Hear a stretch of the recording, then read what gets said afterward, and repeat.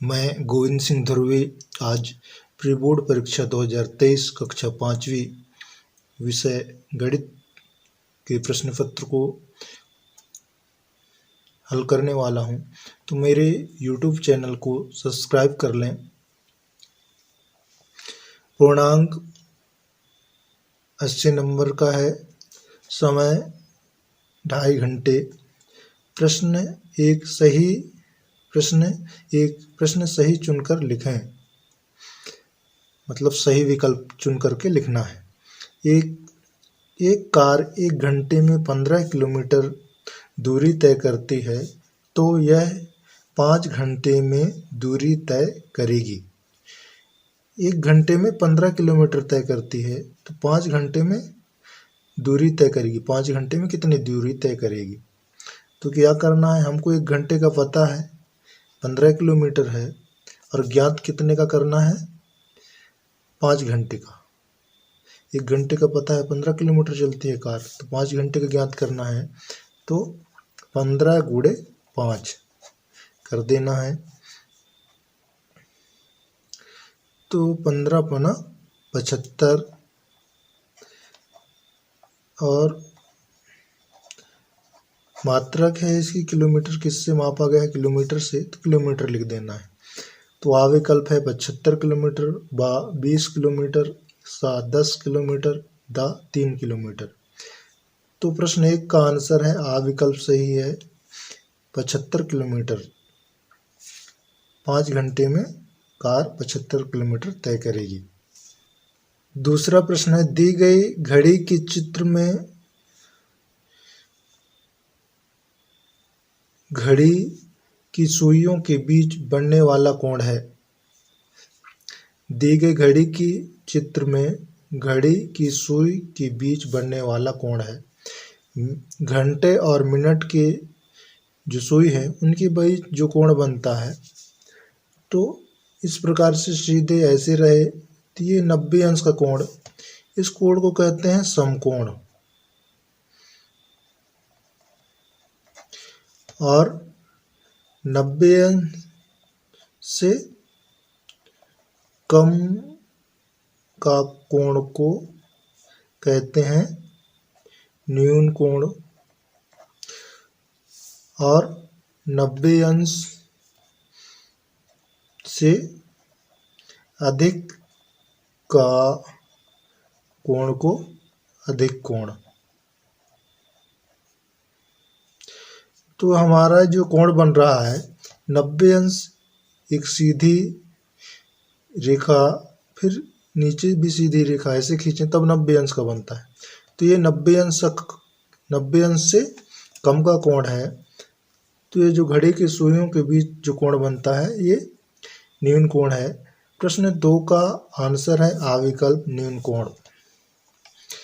प्रश्न 3, दी गई आकृति का क्षेत्रफल है। आकृति दिया है,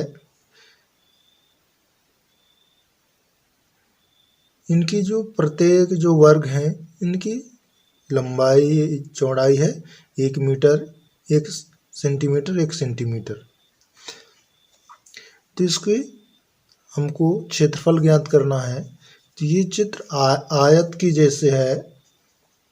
आयत का क्षेत्रफल बराबर, आयत का क्षेत्रफल का सूत्र होता है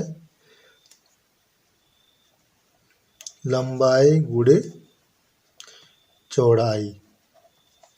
तो हमारा लंबाई दिया है ये 1 वर्ग इतने से इतना कितना है, 1 सेंटीमीटर लंबाई और 1 सेंटीमीटर चौड़ाई भी है।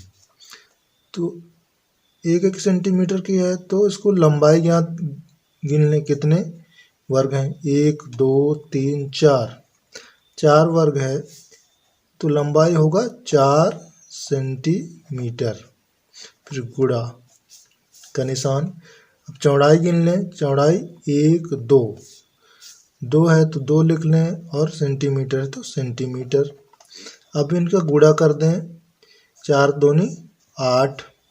अब यहाँ भी सेंटीमीटर है, यहाँ भी सेंटीमीटर है, तो ये होगा वर्ग सेंटीमीटर। तो आंसर में किस विकल्प पर है 8 वर्ग सेंटीमीटर। तो इस प्रश्न का आंसर है द। प्रश्न 3 का आंसर है द।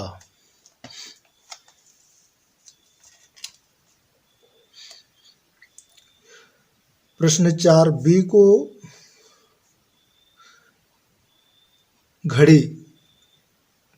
को घड़ी की दिशा में आधा घुमाने पर यह दिखेगा। बी को घड़ी की दिशा में आधा घुमाएंगे तो किस प्रकार का दिखेगा ये। तो ये बी इस प्रकार से रहता है। अब इसको घड़ी की दिशा में ऐसे ही घुमाना है पर आधा घुमाना है तो बी इस प्रकार से बनेगा। तो इस प्रकार से चित्र कहाँ है, आ विकल्प पर सीधे बी है, बा पर इसकी मुंह नीचे की तरफ है, सा पर बी इधर पीछे की तरफ हो गया, दा पर ऊपर की तरफ है। तो प्रश्न 4 का आंसर है सा विकल्प सही है। बी इस प्रकार से बनेगा, बी को घड़ी की दिशा में आधा घुमाने पर।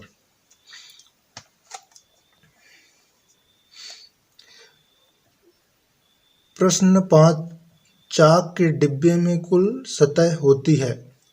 चाक के डिब्बे में कितने सतह होती है ये ज्ञात करना है। आ 4, बा 6, सा 8 और दा 12।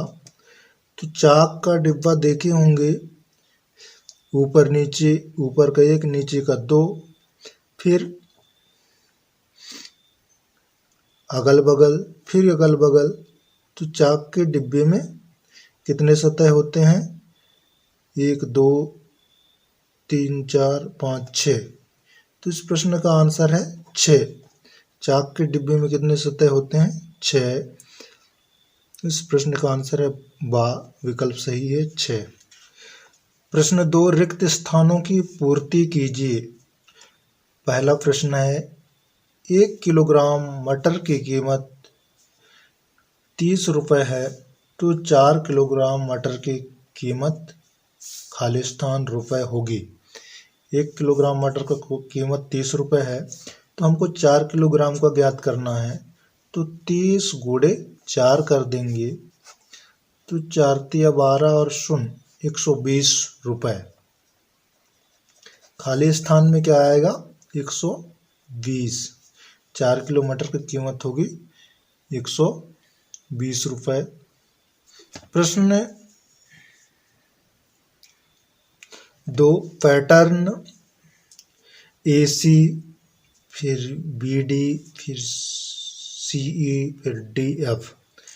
इसमें इस पैटर्न में क्या किया गया है, A के बाद C लिखा गया है, बीच में B को छोड़ दिया गया है, फिर B और D लिखा गया है, C को छोड़ दिया गया है, फिर C और E लिखा गया है, D को छोड़ दिया गया है। अब यहाँ D और F लिखा गया है,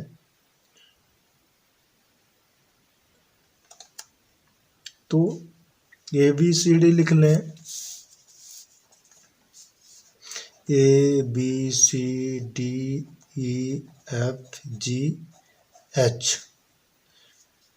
तो पहले वाले में इस और इसको लिखा गया है, दूसरे वाले में इस और इसको लिखा गया है, और तीसरे वाले में C और E को लिखा गया है, और चौथे वाले में D और F को लिखा गया है। तो अब जो लिखेंगे अगला पद में, उसको वहाँ लिखेंगे E और ABCDEFG, E और G। यहाँ क्या लिखेंगे, E और G, खाली स्थान में लिखेंगे E और G।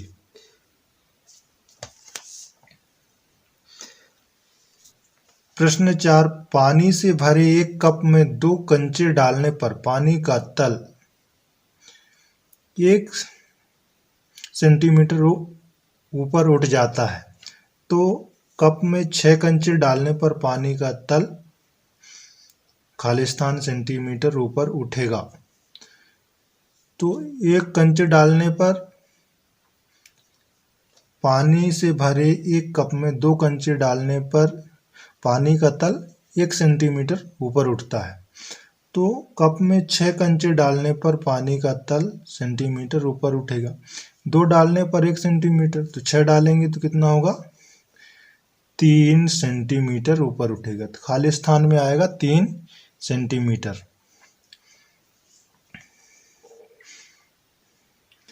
प्रश्न 5, 3 किलोग्राम में ग्राम होते हैं, तो 3 किलोग्राम को ग्राम में बदलना है, तो क्या कर देंगे? 3 को 100 से गुणा कर देंगे तो 300 आएगा, और लिख देना है, किलोग्राम में था अब उसको लिख देना है ग्राम में। तो 300 ग्राम, खाली स्थान में आएगा 300। प्रश्न 3 किलोग्राम आंवले सूखने के बाद 1 किलोग्राम रह जाते हैं, तो 5 किलोग्राम सूखे आंवले को प्राप्त करने के लिए कितने किलोग्राम आंवले की आवश्यकता होगी? 3 किलोग्राम आंवले सूखने के बाद 1 किलोग्राम रह जाते हैं, तो 5 किलोग्राम सूखे आंवले को प्राप्त करने के लिए कितने किलोग्राम आंवले की आवश्यकता होगी? तो 1 किलोग्राम प्राप्त करने के लिए कितना लगता है? 3 केजी। 1 केजी प्राप्त करने के लिए तो हमको कितना प्राप्त करना है? 5 केजी के लिए तो 5 में इसकी गुणा कर देंगे 3 की, तो 5 दिया 15 केजी लगेगा। तो इसका आंसर है 15 केजी। कितना केजी लगेगा? 15 केजी।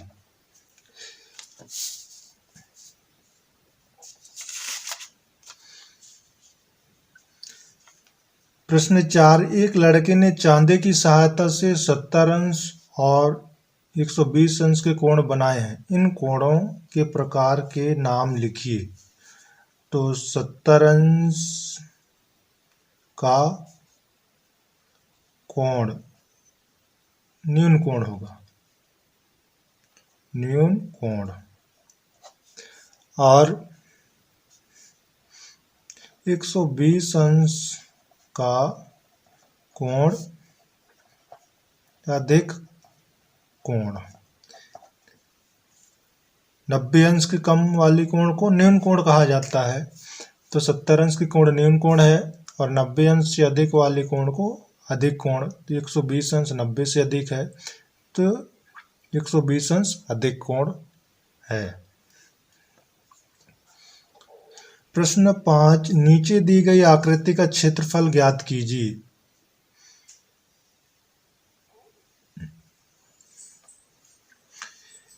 आकृति है, इसकी लंबाई है 7 सेंटीमीटर, चौड़ाई है 3 सेंटीमीटर, तो इसकी क्षेत्रफल ज्ञात करना है। तो ये आकृति आयत की है, तो आयत बराबर आयत का क्षेत्रफल बराबर लंबाई गुणे चौड़ाई। तो लंबाई है 7 सेंटीमीटर, फिर गुणा कर दें, चौड़ाई है 3 सेंटीमीटर, तो 7 त्रिक 21, और यहाँ भी सेंटीमीटर है, यहाँ भी सेंटीमीटर है, तो वर्ग सेंटीमीटर हो जाएगा। तो इसका आंसर है 21 वर्ग सेंटीमीटर। ये आकृति का क्षेत्रफल है 7 सेंटीमीटर, लंबाई और चौड़ाई 3 सेंटीमीटर। इसकी क्षेत्रफल है 21 वर्ग सेंटीमीटर। प्रश्न 6, अंग्रेजी के ऐसे 2 वर्ण लिखिए जिन्हें आधा घुमाने पर वह वैसे ही दिखते हैं। अंग्रेजी के कितने वर्ड लिखना है?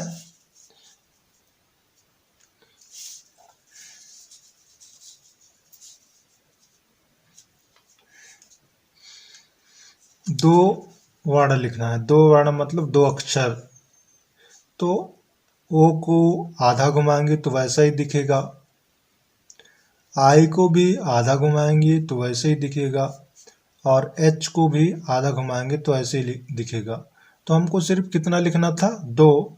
तो इनमें से किसी दो को लिख सकते हैं, आई हो गया, ओ हो गया और एच।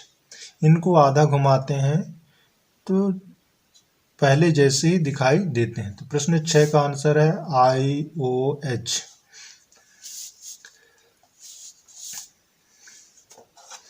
प्रश्न 7, नीचे दिए गए पैटर्न को समझकर आगे के पैटर्न को पूरा कीजिए।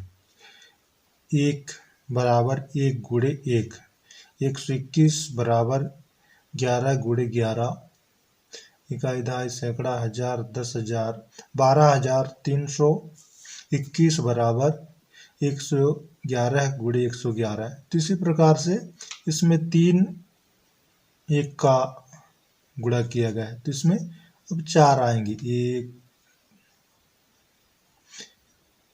1111 गुणे 1111, और इसमें फिर 5 आएंगे। 5 1 1 1 1 1 1, इकाई दहाई सैकड़ा हजार 10,000, 11,111 गुणे 11,111। इस प्रकार से इस पैटर्न को करना था।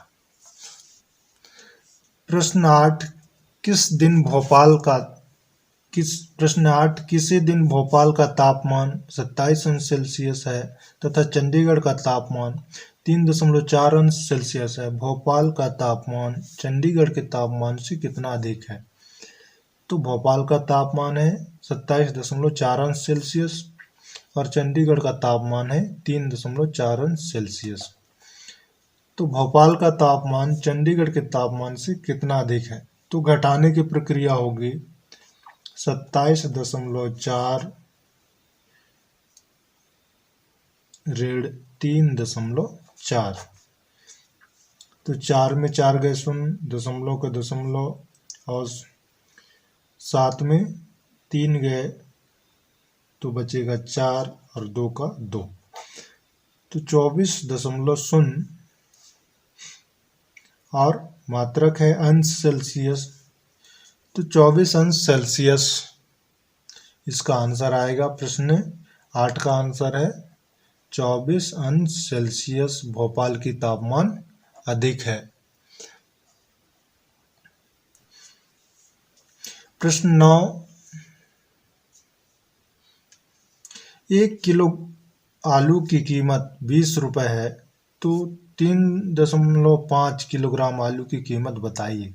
3.5 kg आलू का कीमत बताना है। 3.5 किलो आलू का कीमत, 3.5 किलोग्राम मतलब 3.5 kg। तो हमको गुणा करना है, 1 किलो का पता है तो 20 गुणे 3.5,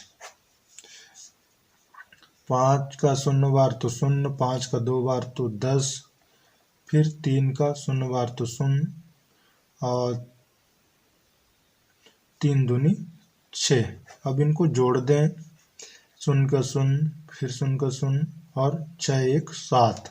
और इस सवाल में एक अंक के बाद दशमलव लगा है, तो यहाँ भी 1 अंक के बाद दशमलव लगा दें तो 70।